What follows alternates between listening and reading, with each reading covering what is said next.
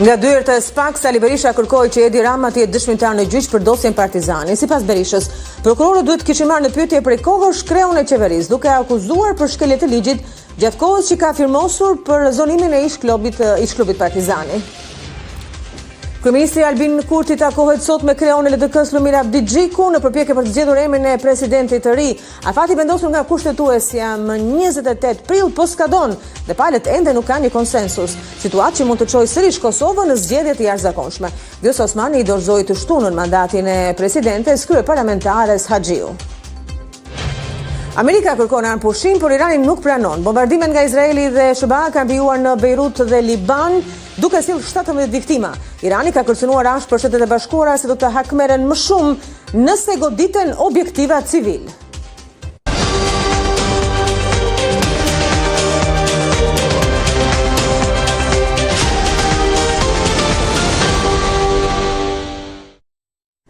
Të nderuar televizionistë, përshëndetje, jemi rikthyer sërish me A2 sot këtu në A2 CNN. Do ta vazhdojmë transmetimin ton me një lidhje të drejtpërdrejtë nga Prishtina, Kosova, aty ku kemi gazetarin ton Ideal Gola. Flasim për çështjen e presidentit të Republikës, i cili gjithashtu është bërë një çështje ngërçi. Ideal, përshëndetje dhe mirë se vjen. Vjosa Osmani para se të linte detyrën sa që duhet të mendojmë për integritetin, jo për interesin personal. Sot me Sadim Albin Kurti takohet me Lumir Abdi Xhiku, cili është qëllimi i këtij takimi. Për herë të parë që nga vendimi i gjykatës kushtetuese që dha një afat shtesë për zgjedhjen e presidentit, ky do të jetë takimi i parë që kryeministri Kurti, një herë as kryetari i lëvizjeve të vendosje, do të ketë një takim me kryetarin e Lidhjes Demokratike zotrin Lumir Abdi Xhiku në përpjekje për të arritur një marrëveshje pikërisht për çështjen e presidentit, ndërsa një takim tjetër pritet që të ketë edhe me zotrin Bedri Hamza, kryetari i Partisë Demokratike, edhe pse pranimi i ftesës nuk është konfirmuar nga partia e dytë më e madhe dhe më kryesorja e opozitës, e cila ka dhe numrin më të madh të deputetëve pas lëvizjes vetvendosje. Gjithsesi, tashmë rrethanat janë të reja nga data 5 mars, lëvizja vetvendosje që ka konsumuar të gjitha firmat e deputetëve të saj, duke shpallur 2 kandidatura zyrtare të cilat ende mbesin në fuqi, do të kërkoj që të gjendet një zgjidhje ose të kërkoj një vot për Glauk Konjusën si kandidati i tyre kryesor, pavarësisht se kjo nuk ishte pranuar nga Lidhja Demokratike dhe as nga Partia Demokratike. Në anën tjetër, LDK ka vetëm 15 deputet, nuk i mjaftojnë për të nxjerrë një kandidatur tjetër, prandaj duhet patjetër që të ketë një marrëveshje ndoshta edhe me Partinë Demokratike, gjithmonë nëse ka një marrëveshje mes 3 partive kryesore, në mënyrë që të ketë një kandidat të tretë dhe ai të zgjidhet gjithmonë nëse duam të shmangen zgjedhjet. Kryeministri Kurti ka përsëritur disa herë që dëshiron të shmangë zgjedhjet, megjithatë nuk ka treguar se sa do të jetë i gatshëm për kompromise. Pak minuta më parë mbërriti kryetari i LDK-s Abdi Xhiku, ndërsa nuk e kemi parë ende nëse kryeministri Kurti ka hyrë në ambientet e Kuvendit të Kosovës, aty ku do të mbahet edhe ky takim, do të presim pas përfundimit të ri nëse ka ndonjë zhvillim të ri që mund të nxjerrë ose që mund të shpresoj se mund të ketë një zgjidhje para datës 28 prill. Dhe në fakt, numërimi mbrapsht ka filluar. Ideal, sot është data 6, pra edhe 22 ditë në dispozicion. A ka ndonjë palë politike që është interesuar në fakt që të shkohet në zgjedhjet e parakohshme dhe të digjen këto afate? Praktikisht në bazë të gjuhës së tyre, ata gjithmonë kanë thënë se duan të shmangin zgjedhjet të gjitha partitë, dhe se vendi ka nevojë për një stabilitet institucional, sidomos pas vitit të kaluar i cili filloi e përfundoi me zgjedhje dhe pa kuvend dhe qeveri të votuar pas vendimeve të gjykatës kushtetuese. Megjithatë, të gjitha partitë padyshim janë duke u përgatitur për zgjedhje të jashtëzakonshme përmes strukturave të tyre, përmes mobilizimit të çdo degje, të çdo pike në kënd të Kosovës, pavarësisht se kjo nuk thuhet publikisht. Ne kemi pasur ndjesinë për hir të së vërtetës edhe në 2 seancat e para pas vendimit të gjykatës kushtetuese që u mbajten gjatë javës së kaluar, një seanca që dhe retorika që u përdor në fakt ishte i ngjante asaj të një fushate elektorale me akuza dhe kundër akuza. Megjithatë do të shohim nëse vërtet fjalët e tyre për të shmangur zgjedhjet janë për një mend apo thjesht janë ato përpjekje siç kemi pa vitin e kaluar për ta fajsuar njëri tjetrin dhe për të larë veten në rast se gjithçka dështon dhe vendit dhe qytetarët do të duhet sërish të drejtohen kutive të votimit. Ideal, unë të falenderoj, sigurisht që nëse kemi lajme nga takimi me Albin Kurti dhe Lumir Abdigjiku, ti je lirë ta kërkosh linjën sërish, punë të mbarë.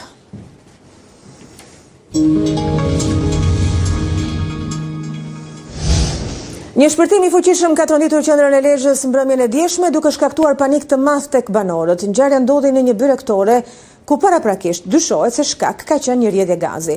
Forca e shpërtimit ka qenë shumë e fortë duke dëmtuar rënd jo vetëm objektin ku nisi, por edhe 8 biznese të tjera përreth. Pamjet nga vendngjarja tregojnë fasada xhami të thyera edhe dëme të shumta materiale. Pavarësisht pasojave të rënda në infrastrukturë, autoritetet konfirmojnë se nuk ka asnjë person të lënduar, pasi në momentin e shpërtimit bizneset ishin të mbyllura. Grupi hetimore dhe zjarfikset po punojnë për të zbardhur dinamikën e plot, ndërsa ngjarja ka risjellë në vëmendje nevojën për kontrolle më të repta të sigurisë teknike në njësitë tregtare. Kryetari i Partisë Demokratike Sali Berisha ishte sërish në SPAK të hënë në zbatim të masës së sigurisë, detyrim për të paraqitur. Pas daljes nga godina e Qelçt, kreu i opozitës ka folur për dosjen Partizani, ku kërkoi që Edi Rama të jetë dëshmimtar në gjyq. Sipas Berishës, prokurorët duhet ta kishin marrë në pyetje prej kohësh kreun e qeverisë, por tashmë shpreson që gjykata ta urdhërojë një gjë të tillë. Kjo kërkesë në mënyrë të ligjshme u paraqit para trupit gjykues dhe është tjetër kërkesë po. Para trupit gjykues, ata mbajtën një lloj heshtje.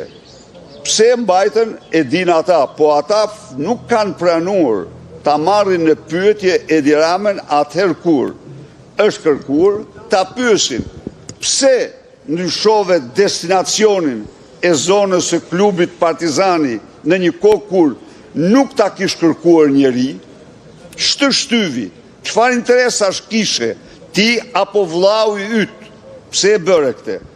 Nuk e pyetëm pse pasi dhe lejen e ndërtimit e anullove kur more vesh se ishte jam arbër maltezi, apo pse anullove, çfarë të shtyvi ty të anullosh, dhe tjetër, pse nuk zbatove vendimin e gjykatës, por gjobite bashkin me 300.000 euro. Të gjitha këto janë në dosjet të dokumentuara, të provuara, të faktuara. Tani, do vendos gjykata, do e thrasin apo jo Edi Ramën, i cili është autori i absolutisht i ndryshimit të destinacionit në të gjitha rastet dhe të çdo centimetri katror të atij trulli. E të vi, dhe me kamera, ta shohin të gjithë shqiptarët, të dalim të ballafaqohemi. Po s'vjen ai nuk vjen, ai nuk këta i shumëzon me zero, i ka si ushtar. Po e thirrën, unë e vlerësoj, atë do shkoj patjetër. Edhe fakti nuk më kam thirrë se po të frasi shkoj, nuk kam problem. Të nderuar shikues, do të vazhdojmë tani me një lidhje të drejt për drejt, do të ftojmë në këtë lidhje gazetarin ton Rigel Smalile, pasi flasim për një shpërthim tjetër dhe kësaj here duket se ka më tepër formën e një atentati, pasi nuk është shpërthim me gaz si ai që ka ndodhur në Lezhë, përkundrazi ka ndodhur një shpërthim me lëndë plasëse pranë fshatit Qesarat dhe më pas edhe një makinë është djegur me sa duket nga autorët e ngjarjes. Por për më shumë në lidhemi me Rigel Smalile. Rigel, përshëndetje, edhe mirë se vjen, do donim nga ty detajet, gjithashtu edhe konkluzionet më paraprake të policisë së shtetit në lidhje me këtë ngjarje. Në fakt, ashtu siç ju e theksuat, kemi të bëjmë me një ngjarje e cila është në nivelin e atentatit, pra kemi të bëjmë me një diçka të organizuar ose më saktë të mirë organizuar në shtëpinë e kryetarit të njësisë administrative të Qesaratit, zotit Butjan Kapaj, i cili banon në fshatin Toç të kësaj njësie administrative, dhe në oborin e banesës së tij ka shpërthyer një sasi lëndë plasëse rreth mesnatës, rreth orës 12:10, dhe ka sjell për fat të mirë vetëm dëme materiale, ndërkohë që pak minuta më pas në afërsitë të fshatit Qesarat është gjetur duke u djegur një automjet i cili mendohet se ju përket autorit ose autorëve, të cilët janë larguar në këmbë, duke përfituar nga errësira, por edhe nga mungesa e sistemit të kamerave të sigurisë në zonë, duke bërë tepër të vështirë identifikimin e tyre. Gjithsesi, autoritetet policore aktualisht janë duke punuar në banesën e zotit Kapaj, por edhe duke marrë në pyetje persona që mund të kenë dieni ose mund të jenë të përfshirë në ngjarje. Aktualisht zoti Kapaj ka deklaruar se nuk ka probleme me askënd, nuk ka asnjë lloj le të themi konflikti me persona të tjerë, dhe gjithçka sipas tij mund ta lidhi edhe me detyrën. Gjithsesi, policia mbetet mjaft e rezervuar në dhënien e pistave, duke qenë se kemi të bëjmë me një zyrtar të Partisë Demokratike të Gjirokastrës, pra është antar i kryesisë së Partisë Demokratike në Gjirokastër, dhe është duke u punuar pikërisht për të zbardhur motivet të cilët kanë çuar autorët në këtë atentat, i cili për fat të mirë nuk ka sjell pasoja në jetë, por vetëm dëme materiale. A ka patur ndonjë të dhënë e cila mund të nxjerrë nga automjeti djegur, apo të gjitha shenjat ishin zhdukur si pasojë djegjes, të paktën nga konkluzionet e policisë dhe të dhënat që ke marrë deri tani? Në fakt, grupi hetimor është duke punuar edhe me automjetin, i cili është transportuar tashmë për në drejtorinë e policisë së Gjirokastrës, dhe janë duke punuar ekspertët kriminalistë për të mundësuar gjetjen e ndonjë gjurme, e cila do të jetë mjaft e vështirë pasi automjeti është shkrumbuar totalisht dhe mbetet shumë e vështirë që të dalin të dhëna nga automjeti. Por gjithsesi policia është duke verifikuar edhe disa pista të tjera, të cilat kanë të bëjnë me detyrën e zotit Kapaj si kryetari i njësisë administrative të Qesaratit në bashkinë me Maliajt, dhe pritet pastaj që të dalin edhe me konkluzione të sakta për të zbardhur si fillim motivet dhe më pas edhe autorët. Përsa i përket sasisë të lëndës plasëse, mësojmë se për fat të mirë nuk ka patur persona të vrarë apo të lënduar. Mendohet se kjo është diçka e qëllimshme, pra ishte një paralajmërim apo një objektiv i dështuar, i pa realizuar? Duke qenë se lënda plasëse është hedhur në oborin e banesës së zotit Kapaj, diskutohet dhe mendohet që ka qenë një paralajmërim për të, por ende nuk mund të dalim në konkluzione, duke qenë se fakti që autorët kanë djegur automjetin, gjë që përdoret rëndom në atentatet mafioze, djegja e automjetit për të fshirë gjurmët, atëherë mund të kemi të bëjmë edhe me një atentat të dështuar për fat të mirë ndaj zotit Kapaj apo familjarëve të tij. Gjithsesi, është duke u hetuar çështja, është në orët e saj të para dhe pritet hap pas hapi të dalin konkluzionet. Por kemi të bëjmë me një ngjarje të mirë organizuar, e cila unë dhe sipas burimeve dhe bisedave që kemi patur me ekspertët kriminalistë, nuk është thjesht si një paralajmërim, por mund të kemi të bëjmë me një atentat të dështuar. Rigel Smalile, faleminderit.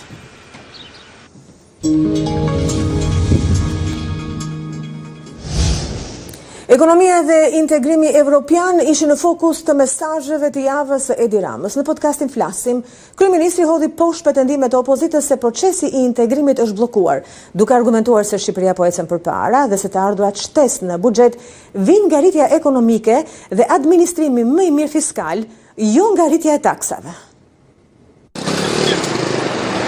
Mesazhet e javës Edi Rama ja kushtoi ekonomisë dhe integrimit. Në podcastin kryeministror Flasim, kreu i qeverisë vijoi të jepte versionin e tij se integrimi në Bashkimin Evropian është një proces që nuk ka mbetur në vend, duke hedhur poshtë qëndrimet e rivalëve politik, se BE-ja tashmë na ka mbyllur derën. Është në vijë procesi më i rëndësishëm historik i antarësimit në Bashkimin Evropian, me negociatat që vazhdojnë, dhe në ndërkohë që gjithë sa thash, kur vjen puna dhe negociatat, lidhet me gënjeshtërën e madhe se ato janë bllokuar, e vërteta e thjesht është se kjo punë e madhe e Shqipërisë vazhdon për ditë e për ditë, dhe së shpejti përsëri, siç kemi pasur në procesin e hapjes kapitujve, do të kemi lajme shumë të mira për të gjithë. Sipas opozitës, integrimi në Bashkimin Evropian ka mbetur në vend numëro për shkak të korrupsionit, por për Edi Ramën, lufta ndaj korrupsionit është një sukses qeveritar, i cili dëshmohet edhe në shifrat e parave që ka grumbulluar arka e shtetit. Rritja e të ardhurave buxhetore në një nivel absolutisht historik.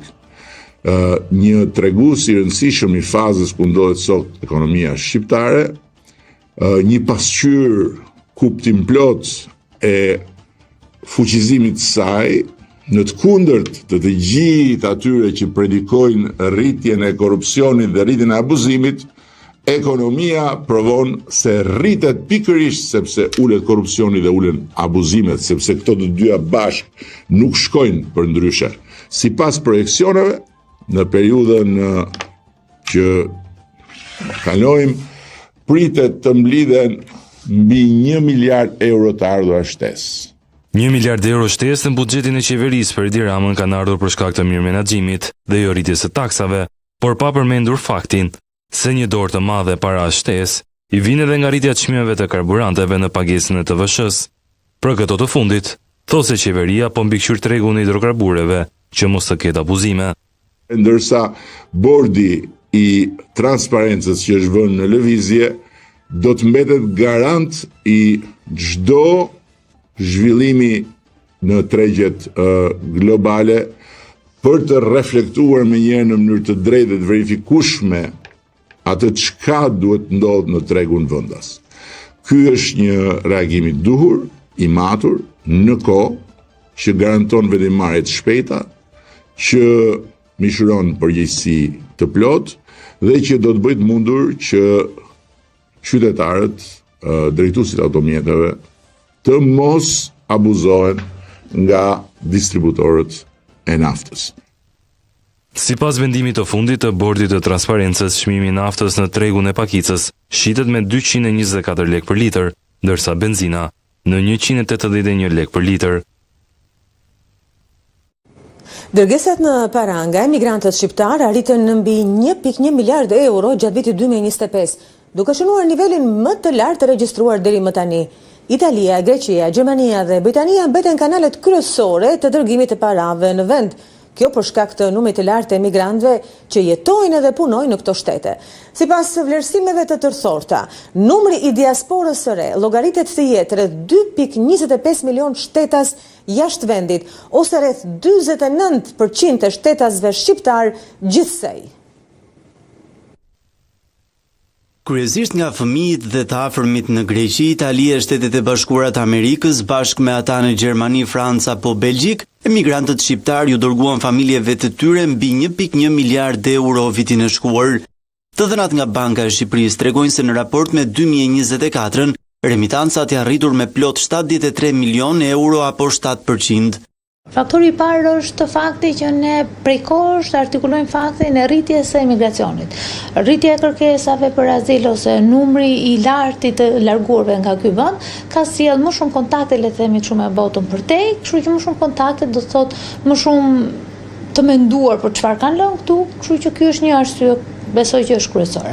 Elementi i dytë është ajo që themi gjithë edhe që kemi që prej 2019 si artikulojmë është kriza e pandemisë dhe më pas ajo e luftës. Sipas Bankës Botërore janë gati 174.000 familje shqiptare apo 23% e totalit që varen pjesërisht ose tërësisht nga paratë që ju dërgojnë të afërmit nga jashtë. Nevojën për më shumë para si pasojë e shtrentimit të jetesës e pohojnë edhe vetë qytetarët që presin remitanca.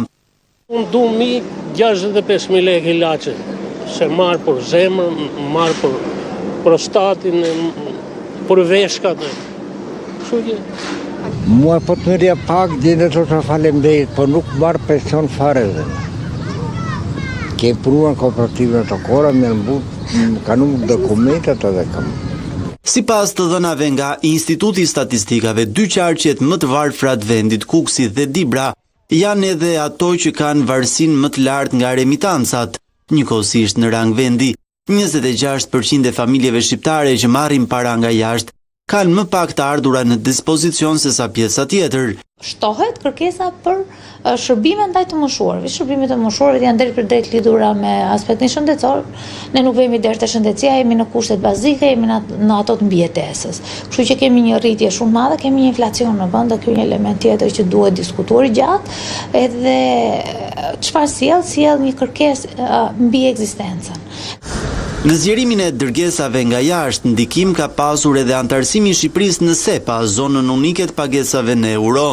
Ulja e ndjeshme e komisioneve ka ndikuar në formalizimin e remitancave.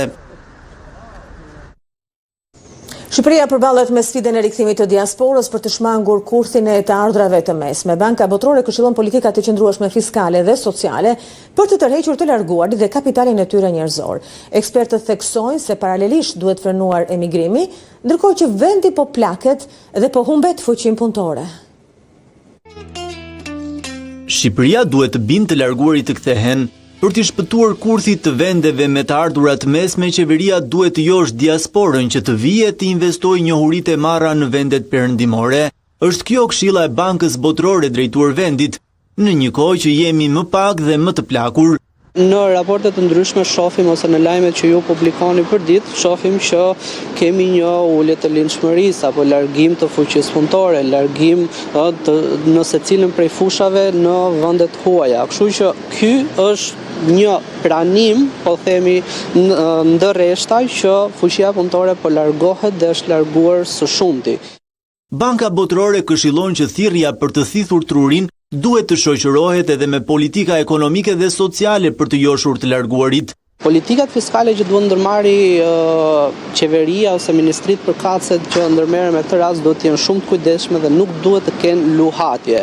Kështu që një politikë e qëndrueshme fiskale patjetër që do të kontribuonte në mbajtjen e këtyre profesionistëve aktual që kemi në vend, por dhe dhënien e një sinjali të profesionistëve të cilët janë larguar për të rikthyer. Janë dhe politika të ndryshme sociale. Një këshill se si Shqipëria mund të shpëtojë kurthit të vendeve me të ardhurat mesme kanë edhe ekspertët. Pra, ta parandaloj këtë largim të kësaj shtrese më tepër se sa të gjej zgjidhje për t'i rikthyer që duhet të jep një hap i dytë. Diaspora shqiptare është aktualisht e shpërndarë në 60 shtete. Sipas Bankës Botërore, 30% e të larguarve bëjnë punë në pozicione të larta dhe janë të mirë kualifikuar.